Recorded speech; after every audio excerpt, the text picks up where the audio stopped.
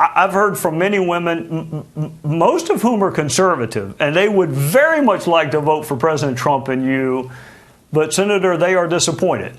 Donald Trump's excruciatingly weird vice presidential running mate, J.D. Vance, has gotten himself in hot water for public remarks he's made about the right to vote and people who don't have children. And they're so bad that they have visibly disgusted a Fox News host who himself is a former Republican congressman who then interviewed Vance, and then Vance publicly humiliated himself during that interview.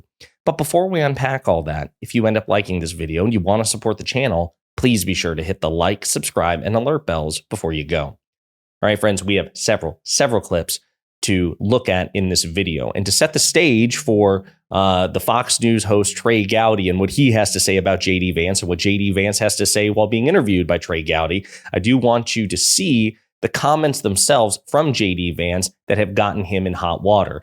This is him talking about granting more votes to people who have children compared to those who do not.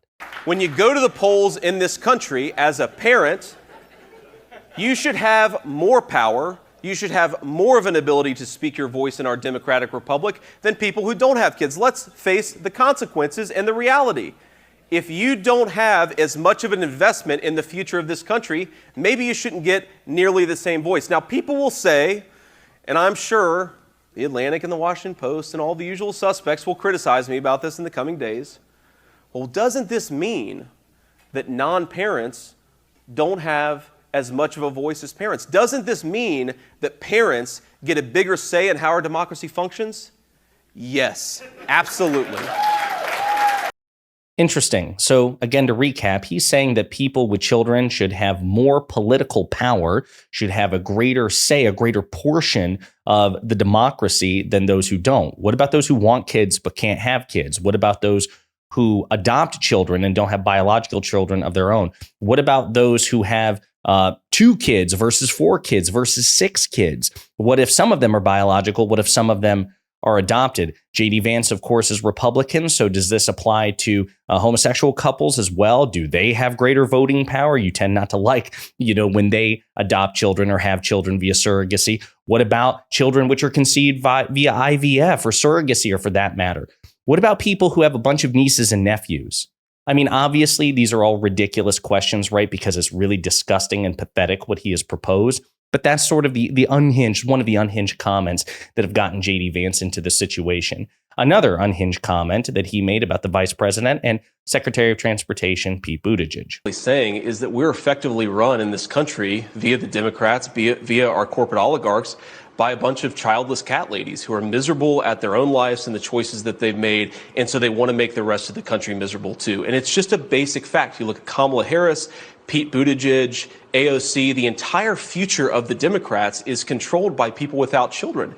And how does it make any sense that we've turned our country over to people who don't really have a direct stake in it? Super great, pathetic, unhinged nonsense there. This idea that someone who chooses not to have children or can't have children or had children but lost them. I mean, there are all sorts of permutations there, but the idea that they are somehow inferior to those whose lives are different, certainly with respect to democracy. Pretty unhinged, pathetic stuff coming from J.D. Vance, the man whom Donald Trump hand-selected to be second in line to the presidency, the second highest ranking officer in the executive branch, should Trump and Pence win the election. And again, these statements are so out of pocket, so unhinged, so pathetic, so out of step with the American people that Trey Gowdy, a Fox News host and a former Republican congressman, I would argue almost on par with Jim Jordan. This is the guy who led the Benghazi witch hunt. He's like, if you put James Comer and Jim Jordan in a blender, and just dial the clock back 10, 12 years, you get Trey Gowdy. Trey Gowdy he led the Benghazi witch hunt against Hillary Clinton. This guy is as partisan as it gets. But since leaving Congress, he has become marginally more reasonable. He's occasionally criticized his own party for their increasingly unhinged rhetoric, which has gone way beyond even what he saw when he was a member of Congress. And he did it again. I want to play some of these clips in which he calls out, and you see the visible disgust that he has for what J.D. Vance had to say. I've watched that interview many times, and you should too, in full, and draw your own conclusions.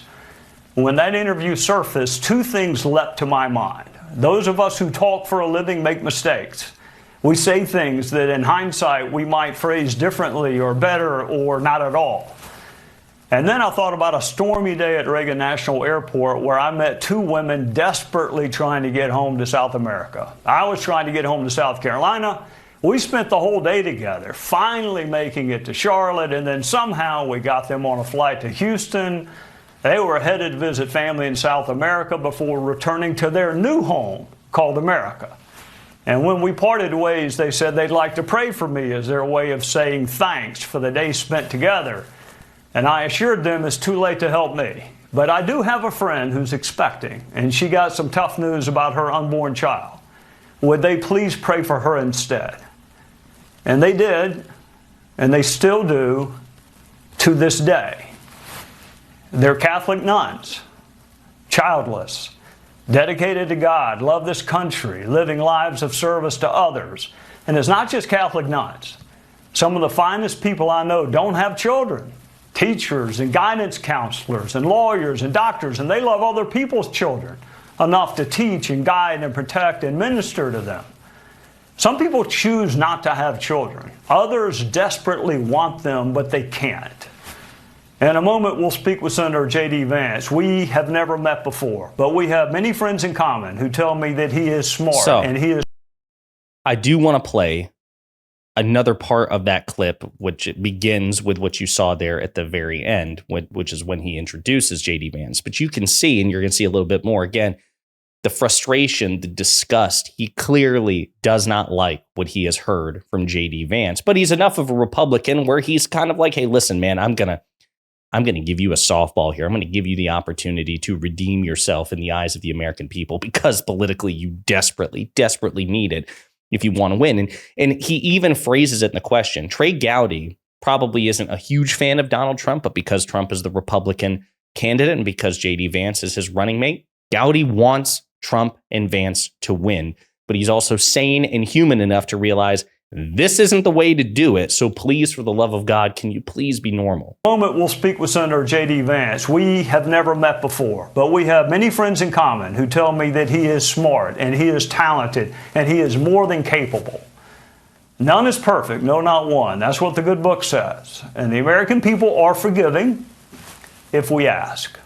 Let's welcome GOP Vice Presidential candidate Senator J.D. Vance from the great state of Ohio. Welcome, Senator, and thank you for joining us. I've heard from many women, most of whom are conservative, and they would very much like to vote for President Trump and you, but, Senator, they are disappointed.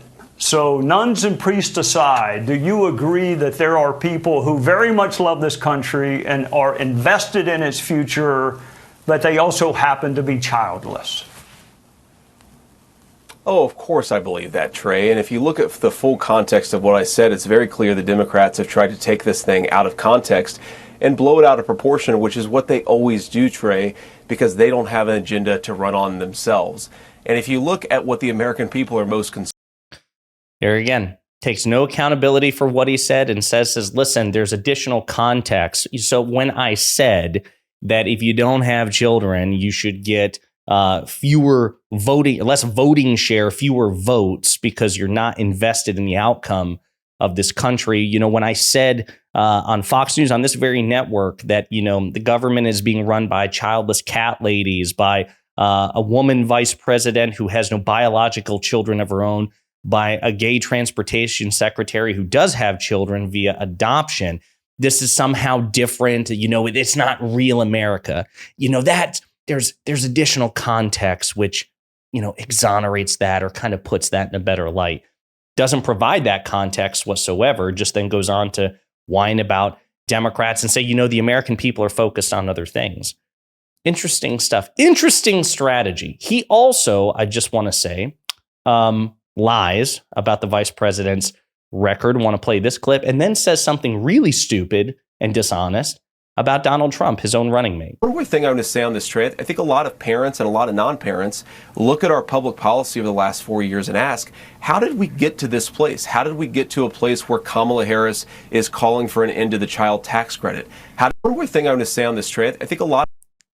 The child tax credit, the enhanced child tax credit, was a product of President Biden and Vice President Harris's American Rescue Plan, which passed exclusively on party lines. Republicans did not vote for it at all. It enhanced the child tax credit and cut child poverty in half. When it was time for that child tax credit to be renewed, J.D. Vance's party, the Republicans, voted against it. All 50 Republicans in the United States Senate voted against renewing the enhanced child tax credit, and one Democrat, Joe Manchin.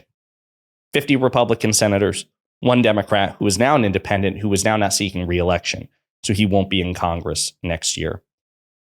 This is the Republicans' fault. It's the Republicans' fault that the child tax credit was not renewed. It's the Republicans' fault that child poverty was doubled because the enhanced child tax credit was not renewed, because every sitting Republican senator voted against it. It's not the vice president's fault. She was in favor of it. President Biden and her created the legislation in which the enhanced child tax credit was passed in the first place. So once again, we are in one of the relatively few situations in life which is unambiguous. This is the Republicans' fault exclusively, and Joe Manchin, I'll give them that, so 99.9% the Republicans' fault, plus Joe Manchin. And J.D. Vance is lying and saying it's somehow the vice president's fault. But maybe how his brain works is because she doesn't have any biological children of her own, she is somehow morally culpable when Republican senators deliberately refuse to renew a measure that cuts child poverty in half. I don't know how his brain works. He's a weird guy. One other thing that he happened to say, which was incredibly stupid and dishonest, and it was about his own running mate. And of all the things to say about Trump, this is what you want to say? Yeah, of course, Trey. And I was critical of the president back in 2015 and 2016, and he has looked at me as somebody who can contribute meaningfully to the future of the country, so he asked me to be his running mate.